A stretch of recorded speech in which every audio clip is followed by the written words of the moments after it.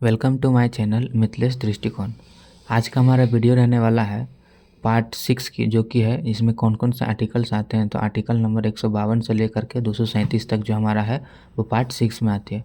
अगर आपने पहले वाले पार्ट्स को नहीं देखा है तो ज़रूर देख लें, क्योंकि पहले वाले पार्ट्स को अगर आप समझिएगा तभी आपको ये समझ में आएगी। तो चलिए हम लोग इसको डिटेल में पढ़ते हैं। मैं डिस्क्रिप्शन में अपना लिंक डाल दूँगा पार्ट 1 से लेकर पार्ट 5 तक का। आज ये हमारा वीडियो है पार्ट 6 का है, जो कि इसमें कौन कौन से आर्टिकल थे तो 152 से लेकर 237 तक हम लोग पढ़ेंगे। तो चलिए एक एक करके हम लोग स्टार्ट करते हैं। तो सबसे पहला हमारा आर्टिकल्स है वो है आर्टिकल नंबर 152, जो कि डेफिनेशन दिया गया है इस पार्ट की। तो जो डेफिनेशन दिया गया है इस पार्ट का वही हमारा आर्टिकल नंबर 152 में है। और आर्टिकल नंबर 153 से लेकर के 162 तक जो हमारा है वो गवर्नर के लिए दिया गया है। तो एक एक करके हम लोग डिटेल में डिस्कस करेंगे।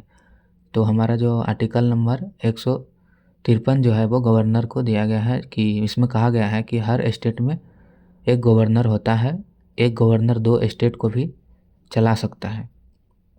तो यही बात आर्टिकल 153 में कही गई है कि हर एक स्टेट में एक गवर्नर होता है। अगर गवर्नर चाहे तो वो एक ही गवर्नर 2 स्टेट्स को भी चला सकती है। तो ये आर्टिकल नंबर 153 में कही है। अब बात करते हैं हम लोग आर्टिकल नंबर 154 की। आर्टिकल 54 में हमारा एग्जीक्यूटिव पावर है, मतलब स्टेट की एग्जीक्यूटिव पावर गवर्नर को नाम पर होती है। जो स्टेट की जो पावर होती है वो गवर्नर के नाम पर होती है। पावर सीएम और एंड काउंसिल मिनिस्टर्स चलाते हैं। पावर को जो रिलेट करते हैं वो सीएम और काउंसिल मिनिस्टर्स स्टेट चलाते हैं। तो ये आर्टिकल नंबर 154 में दी गई है। अब हम बात करते हैं आर्टिकल नंबर 155 की, जो कि है अपॉइंटमेंट। मतलब गवर्नमेंट जो है वो गवर्नर को अपॉइंटमेंट करती है प्रेसिडेंट के थ्रू। गवर्नर जो है वो प्रेसिडेंट के थ्रू अपॉइंट होकर आते हैं, ये बात 155 में कही गई है। अब हम बात करते हैं आर्टिकल नंबर 156 की, जो कि है टर्म। मतलब गवर्नर का जो कितने साल के लिए चुने जाएंगे, तो वो 5 साल के लिए चुने जाएंगे। ये बात हमारा आर्टिकल नंबर 156 में कही गई है। पर प्रेसिडेंट जब चाहे हटा सकती है, लेकिन अगर प्रेसिडेंट के अंडर में रहेगी तो जब चाहे प्रेसिडेंट उन्हें हटा भी सकती है, लेकिन उनके लिए कुछ स्ट्रिक्ट रीजन रहना चाहिए, ऐसे नहीं कोई हटा सकता है। अब हम बात करते हैं आर्टिकल नंबर 157 की, जो कि है क्वालिफ़िकेशन। क्वालिफ़िकेशन क्या है इनकी, मतलब कि जो गवर्नर बनेगी उनकी जो क्वालिफ़िकेशंस है वो सब इसमें डिस्क्राइब की गई है एलिजिबिलिटी क्राइटेरिया को। तो गवर्नर बनने के लिए एलिजिबिलिटी सिर्फ 2 है, वो है सबसे पहला इंडियन सिटीजन रहने चाहिए और 35 साल एज होनी चाहिए। पढ़ा लिखा होने का कोई ज़रूरत नहीं है, बस 35 साल एज होना चाहिए और इंडियन सिटीजन होना चाहिए, यही गवर्नर बन सकते हैं आप। तो ये थी आर्टिकल नंबर 157। अब हम बात करते हैं आर्टिकल नंबर 158 की, जो कि है कंडीशंस। मतलब गवर्नर्स की जो कंडीशंस रहेगी उसमें इसमें डिस्क्राइब किया गया है। किसी और जॉब में नहीं होता, जो कि किसी और जॉब में नहीं होगा। फ्री रेसिडेंस मिलेगी, ये सब चीज़ हमारा कंडीशंस इसमें दिया गया है। अब आर्टिकल नंबर 159 में क्या दिया गया है, शपथ पत्र। गवर्नर का जो शपथ पत्र है ओट्स, जो कि हमारा है इसमें दिया गया है आर्टिकल नंबर 159 में। तो गवर्नर कॉन्स्टिट्यूशंस की शपथ लेते हैं, ये सब ओट्स इसमें दिया गया है आर्टिकल नंबर 159 में। अब हम बात करते हैं आर्टिकल नंबर 160 की, जो कि है इमरजेंसी से रिलेटेड है। अगर गवर्नर एब्सेंट हो तो प्रेसिडेंट अल्टरनेटिव अरेंजमेंट करेगी, ये सब चीज़ हमारा दिया गया है। आर्टिकल नंबर 160 जो है वो इमरजेंसी के लिए है। आर्टिकल नंबर 161 में क्या है कि पर्डन पावर, मतलब गवर्नर को पावर है कि पनिशमेंट माफ़ करवा सकती है सेंटेंस के काम पर भी। मतलब किसी को भी कोई भी सज़ा हो वो माफ़ करवा सकती है, लेकिन डेथ केस में जो है कि मतलब कि उनको फांसी की सज़ा हो गई है तो वो सिर्फ प्रेसिडेंट ही माफ़ करवा सकती है। कोई अगर उसको मतलब कि सज़ा जो है वो काम वगैरह सब करवा सकती है, गवर्नर की पावर है। तो अब हम बात करते हैं आर्टिकल नंबर 162 की, जो कि है एग्जीक्यूटिव पावर का एरिया। मतलब स्टेट का एग्जीक्यूटिव पावर स्टेट लिस्ट तक ही होती है। जो स्टेट का जो पावर होगा वो स्टेट लिस्ट तक ही रहेगा एग्जीक्यूटिव पावर। तो ये 162 में कही गई है। सेंट्रल का सेंट्रल तक रहती है और स्टेट का स्टेट तक ही रहती है। अब हम बात करेंगे आर्टिकल नंबर 163 की, जो कि है chief minister and council ministers. Chief minister और काउंसिल मिनिस्टर्स को दिया गया है आर्टिकल नंबर 163 और 64, ये दोनों आर्टिकल्स दिया गया है चीफ मिनिस्टर को और काउंसिल मिनिस्टर्स को। आर्टिकल नंबर 163 में सीएम और मिनिस्टर्स गवर्नर को एडवाइस देते हैं। सीएम और मिनिस्टर जो है वो गवर्नर को एडवाइस देते हैं, ये आर्टिकल नंबर 163 में डिस्क्राइब है। और आर्टिकल नंबर 164 में क्या है कि सीएम अपॉइंट होता है और मिनिस्टर सीएम की एडवाइस पर रहते हैं। मिनिस्टर्स विधानसभा के सामने रिस्पॉन्सिबल होते हैं। ये सब चीज़ आर्टिकल नंबर 164 में डिस्क्राइब किया गया है। आर्टिकल नंबर 165 क्या है, तो एडवोकेट जनरल, मतलब एडवोकेट जनरल के लिए रखा गया है आर्टिकल नंबर 165। स्टेट का हाईएस्ट लीगल ऑफिसर होता है एडवोकेट जनरल। तो ये आर्टिकल नंबर 165 में रखा गया है। और आर्टिकल नंबर 168 में क्या रखा गया है, आर्टिकल नंबर 168 से लेकर के 212 तक स्टेट लेजिस्लेचर को दिया गया है। तो हम लोग एक एक करके डिस्कस करते हैं। मतलब 168 जो है वो स्टेट लेजिस्लेचर होते हैं, मतलब अनक्रिमिनल और एक हाउस होते हैं और दूसरा हाउस होते हैं वो होते हैं बिकामेरल हाउस। दो हाउस होते हैं जो लेजिस्लेचर के होते हैं, वो होता है पहला जो होता है वो यूनी क्रिमिनल होते हैं और बिकामेरल होते हैं। ये हमारा आर्टिकल नंबर 168 में दिया गया है। आर्टिकल नंबर 169 में क्या है, तो आर्टिकल नंबर 169 में क्या है, लेजिस्लेटिव काउंसिल विधान परिषद को, मतलब लेजिस्लेटिव काउंसिल है, हिंदी में इसको विधान परिषद भी बोलता है। विधान परिषद बनाना हटाना पार्लियामेंट करती है, ये सब काम इसमें आर्टिकल नंबर 169 में दी गई है। अब हम बात करते हैं आर्टिकल नंबर 170 की, जो कि है विधानसभा का स्ट्रक्चर। विधानसभा का जो स्ट्रक्चर होगी वो आर्टिकल नंबर 170 में डिस्क्राइब किया गया है। आर्टिकल नंबर 171 में क्या है, विधानसभा का स्ट्रक्चर दिया गया है। फिर से ये दोनों आर्टिकल एक ही है, विधानसभा का स्ट्रक्चर, ये दोनों आर्टिकल सेम है 170 और 71। आर्टिकल नंबर 172 में क्या है कि आर्टिकल नंबर 72 में दिया गया है विधानसभा का टर्म, मतलब वो कितने साल के लिए चुने जाएंगे। तो ये सब चीज़ आर्टिकल नंबर 172 में दिया गया है। आर्टिकल नंबर 173 में दिया गया है एमएलए बनने की क्वालिफ़िकेशन। एमएलए जो बनेंगे उसकी जो क्वालिफ़िकेशंस रहेगी वो सब आर्टिकल नंबर 173 में दी गई है। आर्टिकल नंबर 174 में क्या है, गवर्नर असेंबली को बुला सकती है और डिसॉल्व भी कर सकती है। ये सब बात आर्टिकल नंबर 174 में दी गई है। अब हम बात करते हैं आर्टिकल नंबर 175 की, जो कि है गवर्नर असेंबली को एड्रेस कर सकती है। गवर्नर असेंबली जो है वो उसको एड्रेस कर सकती है, ये आर्टिकल नंबर 175 दिलाती है। अब आर्टिकल नंबर 176 में क्या है कि फर्स्ट सेशन में गवर्नर का एड्रेस होता है, जो फर्स्ट सेशन होता है वहाँ पर गवर्नर का एड्रेस होता है। ये सब आर्टिकल नंबर 176 में है। अब हम बात करते हैं आर्टिकल नंबर 177 की, जो कि है हमारा आर्टिकल नंबर 177 में क्या है, मिनिस्टर्स का विधानसभा और परिषद का हक।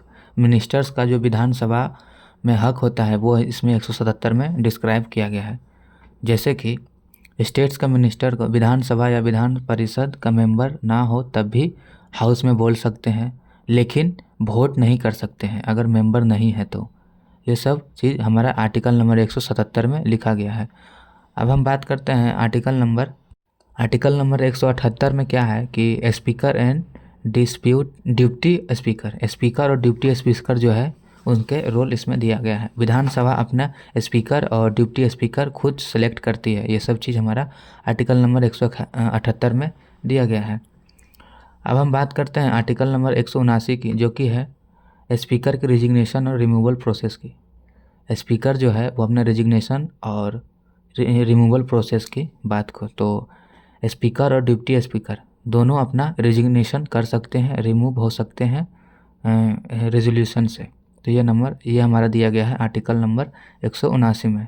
अब हम देखते हैं आर्टिकल नंबर 180 में। 180 में क्या दिया गया है, स्पीकर एब्सेंट हो तो कौन उसको कंट्रोल करेंगे। जब स्पीकर एब्सेंट हो जाएंगे तो उसको कौन कंट्रोल करेंगे। अगर स्पीकर एब्सेंट हो तो डिप्टी स्पीकर काम संभालती है। दोनों एब्सेंट हो तो हाउस के किसी मेंबर को सेलेक्ट करके उनको काम दे दिया जाता है टेम्प्रोरी टाइम के लिए। अब हम बात करते हैं आर्टिकल नंबर 181 की, जो कि है स्पीकर की वोट कब होगी।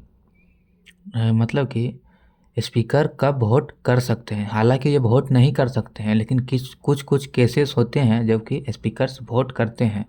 कब? जब नॉर्मली वोट तो ये नहीं करते हैं, लेकिन जब भी कोई दोनों पार्टी की तरफ से अगर वोट सेम आ जाए, एग्जाम्पल के तौर पर एक वोट को 50 मिला है और दूसरे पार्टी को भी 50 मिला है, अब तो ये हो गया टाई हो गया, तो उस टाइम स्पीकर्स जो है वो वोट करेंगे ताकि उनका आगे बढ़ाया जा सके एक पार्टी को और एक पार्टी को नीचे ले जाया जा सके, टाई ना रहे।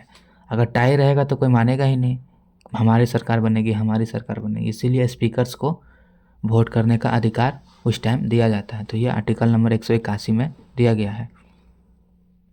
अब हम बात करते हैं आर्टिकल नंबर 182 की, जो कि है लेजिस्लेटिव काउंसिल का चेयरमैन। विधान परिषद अपना चेयरमैन और डिप्टी चेयरमैन खुद सेलेक्ट करती है। 182 जो है वो लेजिस्लेटिव चेयरमैन को दिया गया है, इसमें मेंशन किया गया है। अब आर्टिकल नंबर 183 में क्या है, चेयरमैन का रेजिग्नेशन लेटर और रिमूवल प्रोसेस। चेयरमैन और डिप्टी चेयरमैन रेजिग्नेशन और रिमूव काउंसिल का रेजोल्यूशन से हो सकते हैं। ये बात आर्टिकल नंबर 183 में की गई है। अब हम बात करते हैं आर्टिकल नंबर 184 की, जो कि है चेयरमैन एब्सेंट हो तो कौन संभालते हैं। तो चेयरमैन एब्सेंट हो तो डिप्टी चेयरमैन काम संभालेगी। ये आर्टिकल नंबर 184 में डिस्क्राइब है। अब हम बात करते हैं आर्टिकल नंबर 185 की, जो कि है चेयरमैन वोट कब करेगी। चेयरमैन भी वोट करते हैं, ये भी वोट नहीं करते हैं, लेकिन जब केस टाई हो जाएंगे तब ये वोट कर सकते हैं सेम केस में। तो ये थे आर्टिकल नंबर 185। अब हम बात करते हैं आर्टिकल नंबर 186 की, जो कि है ओट्स, मतलब कि शपथ पत्र। किनके शपथ पत्र की बात की गई है, तो स्पीकर्स का शपथ पत्र, डिप्टी स्पीकर्स का, चेयरमैन्स का, डिप्टी चेयरमैन, ये सब का जो है शपथ पत्र ग्रहण करवाने का बात 186 में की गई है आर्टिकल नंबर। अब बात करते हैं हम लोग आर्टिकल नंबर 187 की, जो कि है स्टेट लेजिस्लेचर सेक्रेटरीज। मतलब स्टेट का जो लेजिस्लेचर का जो अलग सेक्रेटरीज होता है, स्टाफ एक्सपेंडिचर लेजिस्लेचर डिसाइड करती है। ये सब आर्टिकल नंबर 187 में की गई है। अब हम बात करते हैं आर्टिकल नंबर 188 की, जो कि है एमएलएज और एमएलसीज की ओट्स। मतलब कि जो एमपी एमएलए होंगे उनका जो मतलब कि शपथ ग्रहण कराने की है, वो इसमें दी गई है आर्टिकल नंबर 188 में। अब हम बात करते हैं कि आर्टिकल नंबर 179, सॉरी हमने गलती से कुछ और बोल दिया। आर्टिकल नंबर 189 को हम लोग देखते हैं, जो कि है वोटिंग रूल। हाउस में डिसीजन मेजोरिटी से होती है। चेयरमैन स्पीकर सिर्फ टाई में ही वोट कर सकते हैं, लेकिन जो डिसीजन होता है वो मेजोरिटी पर डिपेंड करते हैं। तो ये वोटिंग रूल आर्टिकल नंबर 179 में दी गई है। अब हम बात करते हैं आर्टिकल नंबर 190 की, जो कि है मेंबर्स की सीट कब खाली होती है। जो मेंबर है उनकी सीट जब खाली हो जाएगी तब एमपी एमएलए जो है उनकी सीट खाली हो जाएगी। अगर रिजिग्नेशन हो जाए तो 60 दिन तक बिना परमिशन के एब्सेंट डिस्क्वालीफाइड हो जाएंगे। तो ये आर्टिकल नंबर 190 में दी गई है। अब हम बात करते हैं आर्टिकल नंबर 191 की, जो कि है डिस्क्वालिफिकेशन। एमएलए और एमएलसी की जो डिस्क्वालीफाई होंगे अगर ऑफिस ऑफ प्रॉफिट, ऑफिस जो है वह प्रॉफिट में नहीं चल रही हो, अनसाउंड माइंड हो और इंसॉल्वेंट हो और लॉ तोड़ने पर ये सब उसको डिस्क्वालीफाई भी कर देंगे। तो यह आर्टिकल नंबर 191 में मेंशन है। अब हम बात करते हैं आर्टिकल नंबर 192 की, जो कि है डिस्क्वालिफिकेशन का डिसीजन कौन लेगा। तो डिस्क्वालिफिकेशन का जो डिसीजन है वो गवर्नर लेते हैं और इलेक्शन कमीशन का एडवाइस पर। तो ये हमारा आर्टिकल नंबर 192 में है। अब हम बात करते हैं आर्टिकल नंबर 193 की, जो कि है विदाउट ओथ का काम। मतलब विदाउट ओथ के काम, मतलब कि अगर बिना शपथ ग्रहण के वोट दिया है, काम किया है, तो पेनल्टी लगेगी।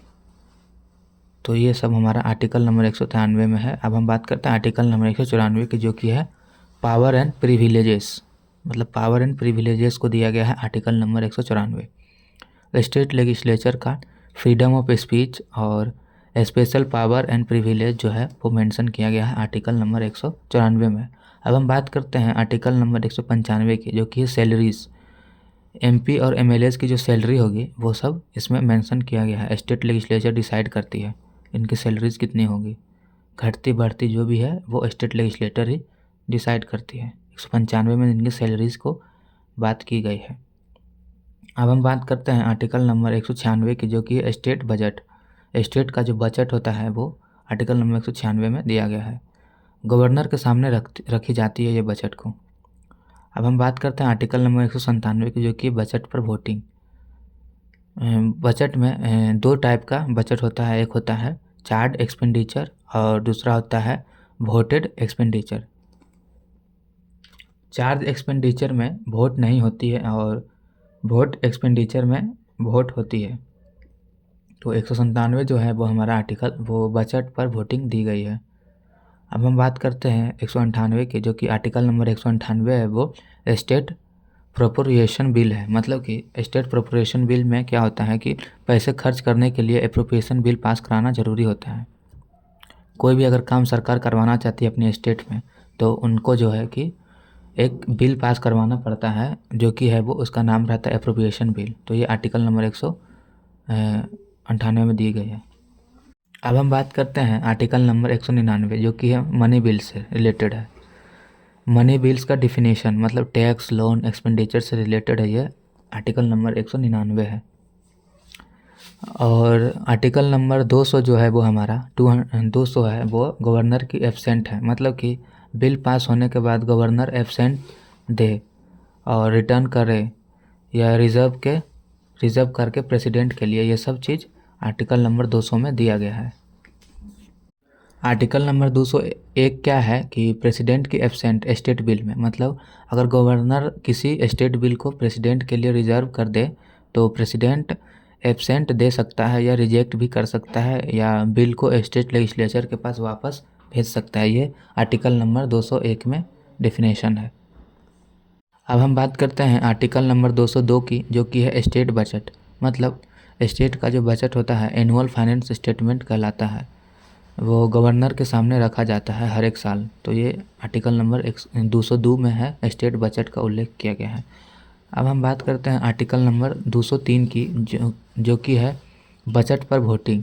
स्टेट बजट में चार्ज एक्सपेंडिचर और वोट एक्सपेंडिचर होती है, जो कि विधानसभा वोट करती है। तो ये 203 में रखी गई है। अब हम बात करते हैं आर्टिकल नंबर 204 की, जो कि है स्टेट एप्रोप्रिएशन बिल। गवर्नमेंट पैसा तभी खर्च करेगी जब एप्रोप्रिएशन बिल पास हो। ये आर्टिकल नंबर 104 में रखी गई है। अब हम बात करते हैं आर्टिकल नंबर 105 की, जो कि है सप्लीमेंट्री बजट। स्टेट का जो है वो सप्लीमेंट्री बजट भी होता है। मतलब अगर बजट कम पड़ जाए तो एक एक्स्ट्रा बजट लाने के लिए उसको सप्लीमेंट्री बजट भी कहते हैं। तो ये आर्टिकल नंबर 105 में दिया गया है। अब हम बात करते हैं आर्टिकल नंबर 206 की, जो कि है वोट ऑन अकाउंट। मतलब टेम्प्रोरी पैसा चाहिए तो बजट पास होने से पहले वोट ऑन अकाउंट पर वोट करवाना पड़ता है। ये आर्टिकल नंबर 206 में है। अब हम बात करते हैं टेम्प्रोरी पैसा होता है ये। और अब हम बात करते हैं आर्टिकल नंबर 107 की, जो कि फाइनेंशियल बिल्स। ये सब हम जो बात कर रही है वो स्टेट्स की है, स्टेट्स की हम बात कर रहे हैं। फाइनेंशियल बिल्स है, जो कि फाइनेंशियल बिल पैसा टैक्स से रिलेटेड होती है, स्टेट लेजिस्लेचर इंट्रोड्यूस करती है ये सब मैटर में, मनी मैटर्स के लिए है ये 207। अब हम बात करते हैं आर्टिकल नंबर 208 की, जो कि है स्टेट लेजिस्लेचर रूल्स। मतलब विधानसभा या परिषद अपना रूल का प्रोसीजर खुद बनाती है। ये सब 208 में दिया गया है। अब हम बात करते हैं आर्टिकल नंबर 109 की, जो कि है फाइनेंशियल रूल। मतलब पैसा रिलेटेड कानून को रूल लेजिस्लेचर बनाएगी। ये आर्टिकल नंबर 209 में है। अब हम बात करते हैं आर्टिकल नंबर 210 की, जो कि है language in state language in state legislature. मतलब कि स्टेट की ऑफिशियल लैंग्वेज हिंदी इंग्लिश जब तक स्टेट डिसाइड ना करे, ये उनके ऊपर है। अब हम बात करते हैं आर्टिकल नंबर 211 की, जो कि है जज पर डिस्कशन। मतलब जजेस पर डिस्कशन। लेजिस्लेचर जो है वो जज को कंडक्ट पर डिस्कशन नहीं कर सकती है, सिर्फ इम्पीचमेंट के टाइम ही अलाउ होती है। अब हम 112 आर्टिकल की बात करते हैं, आर्टिकल नंबर 112 की, जो कि है कोर्ट इंटरफेयर नहीं करेगी।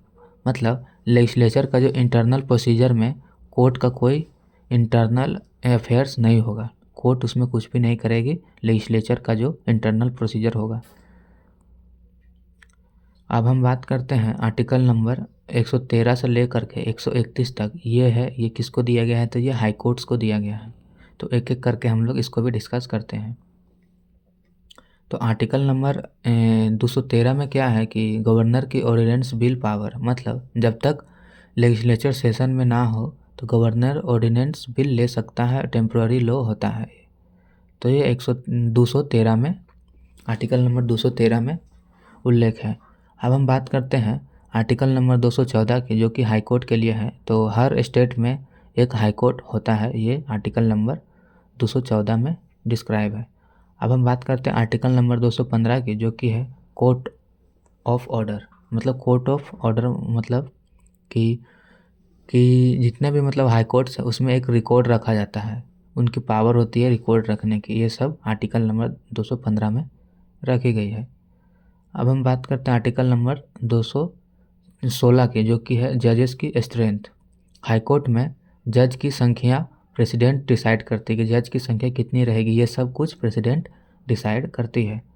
अब हम बात करेंगे आर्टिकल नंबर 217 की, जो कि है जज की अपॉइंटमेंट। मतलब आर्टिकल नंबर 217 में जज की अपॉइंटमेंट है, मतलब हाई कोर्ट का जो जज है वो प्रेसिडेंट अपॉइंट करता है, और CJI मतलब chief justice of India, governor and high court का जो चीफ जस्टिस के सलाह पर ही अपॉइंट होते हैं। प्रेसिडेंट और चीफ जस्टिस के सलाह पर हाई कोर्ट का जो जज है वो अपॉइंट करते हैं। ये आर्टिकल नंबर 217 में डिस्क्राइब है। अब हम बात करते हैं आर्टिकल नंबर 218 की, जो कि है रिमूवल प्रोसेस। हाई कोर्ट का जो जज है उसको रिमूव कैसे करना है, सुप्रीम कोर्ट जज जैसा ही प्रोसेस है सेम। तो ये था हमारा 218 आर्टिकल। अब हम बात करते हैं आर्टिकल नंबर 219 की, जो कि है शपथ पत्र ओथ्स की, जो कि है हाई कोर्ट का जज को गवर्नर के सामने शपथ पत्र दिलाना पड़ती है। ये आर्टिकल नंबर 219 में लिखा गया है। अब हम बात करते हैं आर्टिकल नंबर 220 की, जो कि है प्रैक्टिस पर रेस्ट्रिक्शन।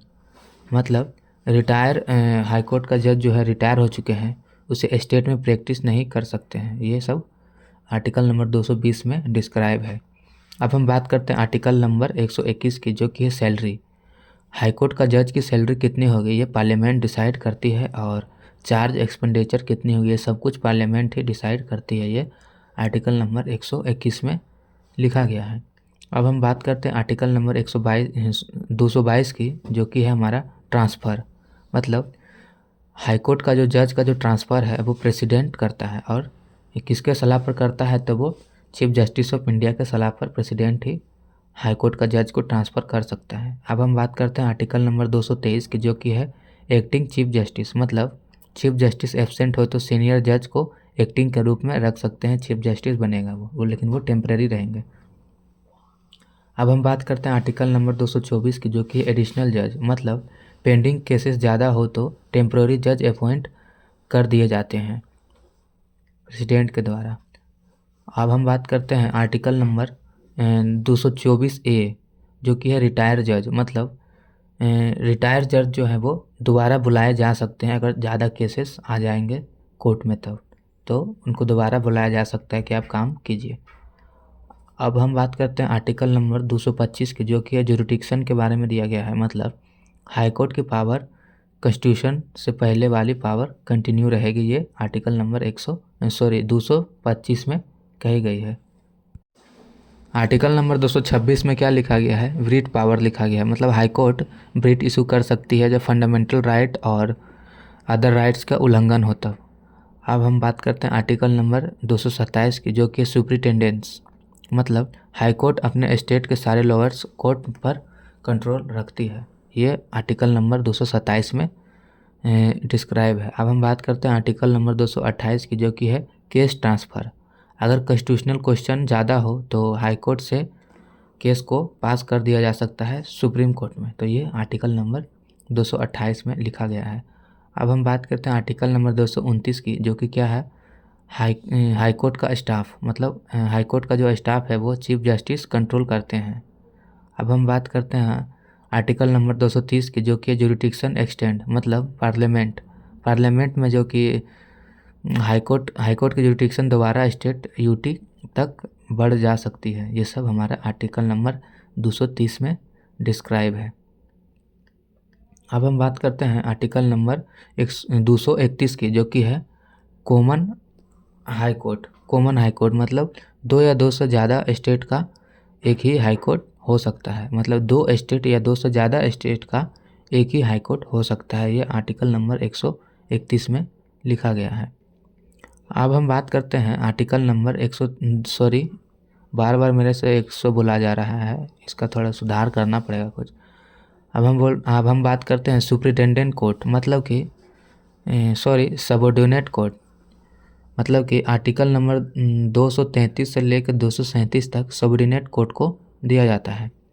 मतलब कि डिस्ट्रिक्ट जज में जो डिस्ट्रिक्ट में कोर्ट रहता है उनके लिए ये दिया जाता है आर्टिकल नंबर 233 से लेकर 237 तक।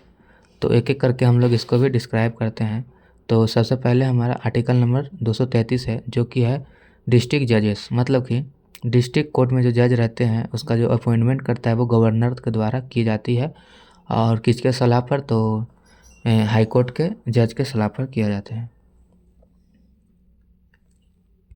अब हमारा जो नेक्स्ट है वो है हमारा आर्टिकल नंबर 134, जो कि है अदर जुडिशियल ऑफिसर, मतलब लोअर लेवल जजेस state public service commission plus high court की सलाह ले सकती है।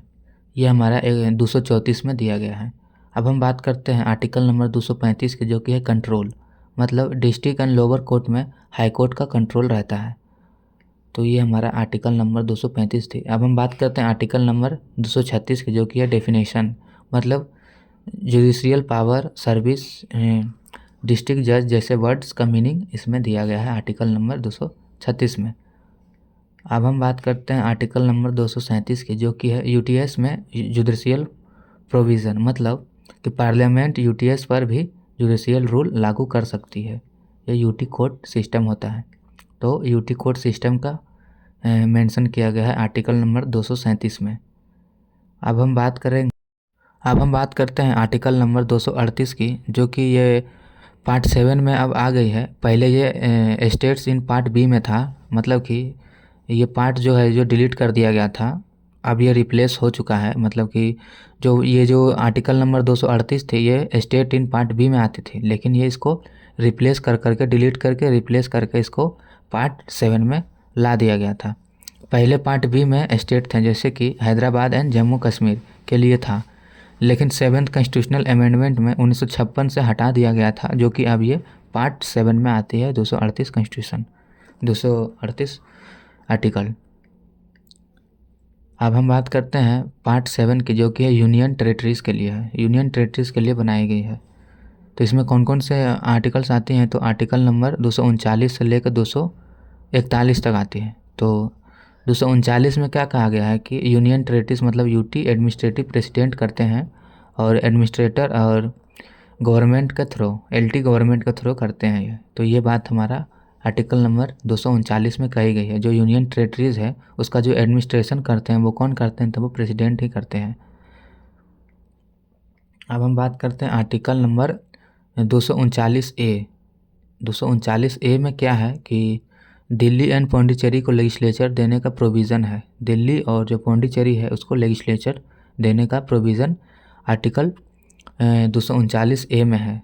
अब हम बात करते हैं आर्टिकल 239AA। इसमें जो आर्टिकल 239 है उसमें 3 पार्ट है। आर्टिकल एक नॉर्मल है, आर्टिकल 239, उसका बाद है आर्टिकल 239A, उसका बाद है आर्टिकल 239AA। तो हम लोग 2 आर्टिकल सॉल्व कर लिए हैं। अब हम बात करेंगे आर्टिकल नंबर 239AA, जो कि है इसमें दिल्ली को जो स्पेशल स्टेटस दिया गया है, मतलब कि सीएम का जो असेंबली वहीं है, पुलिस लैंड लॉ सेंटर के पास, ये सब कुछ बहुत चीज़ हमारे जो है वो असेंबली काउंसिल वगैरह सब कुछ दिल्ली में है। तो इसीलिए इसके लिए रखा गया है, वो आर्टिकल नंबर 239AA में रखा गया है स्पेशल स्टेटस के लिए। अब हम बात करते हैं आर्टिकल नंबर 140 की, जो कि है हमारा आर्टिकल 240 में भी यही बात कही गई है कि प्रेसिडेंट यूटी के लिए लॉ बना सकती है। जो प्रेसिडेंट है वो आर्टिकल 240 के तहत वो कानून बना सकती है। यूटी मतलब हो गया आपका यूनियन टेरेटरीज। अब आर्टिकल 241 में क्या है, यूटी के लिए हाई कोर्ट, मतलब कि जो यूनियन टेरेटरीज है उसके लिए हाई कोर्ट रहेगी एक। तो ये आर्टिकल नंबर 241 में दिया गया है।